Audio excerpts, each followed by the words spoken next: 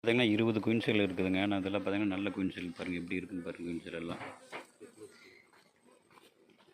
இந்த மாதிரி வந்து நேச்சுரலாக குயின் செல் கட்டின பின்னாடி காலனி பிடிச்சி வச்சிங்கன்னா தான், பிடிச்சி வச்சோம்னா அந்த காலனி தேன் வைக்குங்க. இல்லை வந்து குயின் நிறைய பேர் என்ன பண்ணுறாங்கன்னா, நம்ம காலனி இருக்குது பெட்டி நிறைஞ்ச உடனே பிரித்து வச்சிடுறாங்க. ரெண்டாவது வந்து குயின் செல் கட்டி ரெண்டாவது வர்ற ராணி தேனி வந்து அது வந்து அந்த தேனியை வந்து பாலினேஷனுக்கு பயன்படுத்திக்கலாங்க. தேன் எடுக்கிறதுக்கு ஹனி ப்ரொடக்ஷனுக்கு விட்டு வராது. அது வந்து எமர்ஜென்சி செல்லுலேருந்து வர்ற ராணி தேன். இதெல்லாம் பார்த்திங்கன்னா இப்போ வந்திருக்கிற குயின் பொறிச்சு வந்த யங் குயின் அதில் இருக்குங்க. மேட்டிங் ஆகாத குயின் வந்து அதில் இருக்குது. நம்ம அதை பிரித்து வச்சு நம்ம இதெல்லாம் பார்த்திங்கன்னா ஒரு 20 காலனி பண்ணிடுவோம். இதெல்லாம் பார்த்திங்கன்னா நல்ல குயின் செல்லுங்க.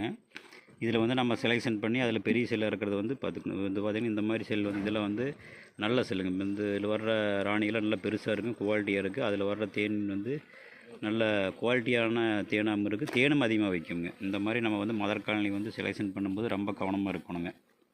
நிறைய பேர் நர்சரியில் என்ன பண்ணுறாங்க அப்படின்னாக்கா, நான் சொன்ன மாதிரி குயின் ரேரிங் மெத்தேட் பண்ணிடுறாங்க. குயின் ரேரிங் மெத்தேடு வந்து ராயல் ஜெல்லி ப்ரொடக்ஷனுக்கும் பாலினேஷனுக்காக வேறு கண்ட்ரியில் வந்து பாலினேஷனுக்காக தேனீக்கள் உற்பத்தி பண்ணுறாங்க. அங்கே வந்து அதுக்காகங்க. மற்றபடி தேன் உற்பத்திக்கு அந்த மெத்தேடு ஃபெயிலியர், அது ஆகாது.